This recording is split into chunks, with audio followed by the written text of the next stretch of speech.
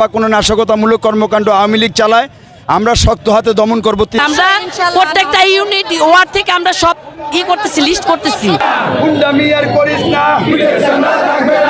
অন্তর্বর্তীকালীন সরকার আছে, তাদেরকে সব ধরনের সহযোগিতা আমরা দেব। ছাত্র জনতার আন্দোলনের মুখে শেখ হাসিনাকে এই দেশ থেকে বিতাড়িত করতে আমরা সক্ষম হয়েছি। 2024-এ আমরা পুনরায় পূর্ণাঙ্গ স্বাধীনতা পেয়েছি এই বৈষম্য বিরোধী ছাত্রদের কারণে। এখন আওয়ামী সন্ত্রাসীরা তারা গোপনে এলাকা ভিত্তিক বিভিন্ন অপকর্মে লিপ্ত হবে এবং নাশকতামূলক কর্মকাণ্ডও চালাবে। তা আমরা সেনাবাহিনী ভাইদের সাথে সমঝোতা করে তাদের নাম্বার নিয়েছি।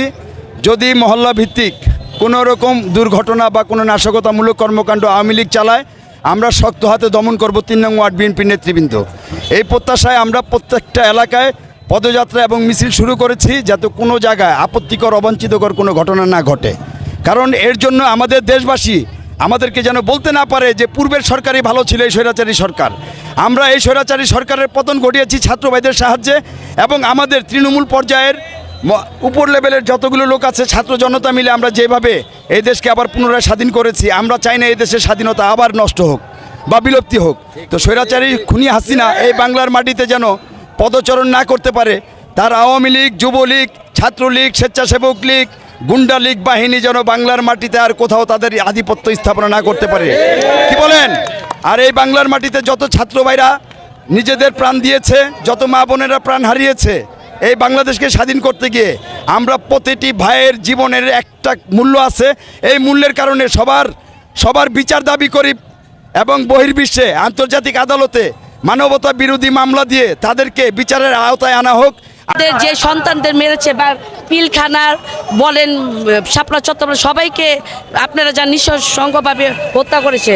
আমরা বিগত দিন যে ছাত্র আন্দোলন থেকে আমরা এখনও রাজপথে আছি, একদিনের জন্য আমরা ঘরে বসে না চলমান রাখতেছি। এখানে যত চেলাপালা এরা যেন না উঠতে পারে মাথা ছাড়া, এর জন্য আমরা প্রতিদিন মিছিলে আছি। ইনশাল্লাহ আমরা প্রত্যেকটা ইউনিট ওয়ার্ড থেকে আমরা সব করতেছি, লিস্ট করতেছি। একজনকে ছাড় দেওয়া হবে না, চুল পরিমাণও ছাড় দেওয়া হবে না ইনশাল্লাহ। জাতীয়তাবাদী মহিলা দল, জাতীয়তাবাদী বিএনপি জিন্দাবাদ জিন্দাবাদ। আমরা অতীতেও আন্দোলনে ছিলাম, বর্তমানে আন্দোলনে আছি। আমরা এই দেশের গণতন্ত্র হত্যা হয়েছিল, গণতন্ত্র ছিল না। গণতন্ত্র ছাড়া আমরা দীর্ঘ 17 বছর রাজপথে সংগ্রাম করেছি গণতন্ত্র প্রতিষ্ঠার আশায়। আমাদের এই আন্দোলন এখনও যে আমরা আন্দোলন করতেছি এই গণতন্ত্র প্রতিষ্ঠার আশায়।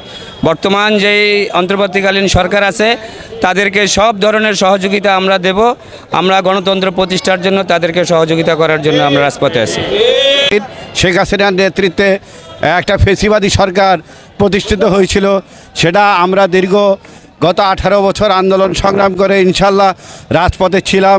রাজপথ থেকে আন্দোলন সংগ্রাম করে লাস্টে দিন শেষে ছাত্র জনতার আন্দোলনের মুখে শেখ হাসিনাকে এই দেশ থেকে বিতাড়িত করতে আমরা সক্ষম হয়েছি। ইনশাল্লাহ আগামীতে আল্লাহ যদি বাঁচায়, আল্লাহর রহমতে আমাদের দলের ভারপ্রাপ্ত চেয়ারম্যান জনাব তারেক রহমানের নেতৃত্বে আগামীতে নিরপেক্ষ নির্বাচন হলে ইনশাল্লাহ বাংলাদেশ জাতীয়তাবাদী দল আল্লাহ যদি বাঁচায় এই দেশে সরকার গঠন করবে তারেক রহমানের নেতৃত্বে। সেই হিসেবে আমরা এলাকাতে যেহেতু কোনো ধরনের আওয়ামী সন্ত্রাসীরা অথবা কোনো ধরনের কুচক্রী মহল এলাকাতে কোনো ধরনের সন্ত্রাসী, চুরি, ডাকাতি, কোনো ধরনের দখল, কোনো ধরনের চাঁদাবাজি এগুলো যেহেতু করতে না পারে, সেই জন্যই আমরা এলাকাতে শান্তি মিছিল বিরাজমান রাখছি।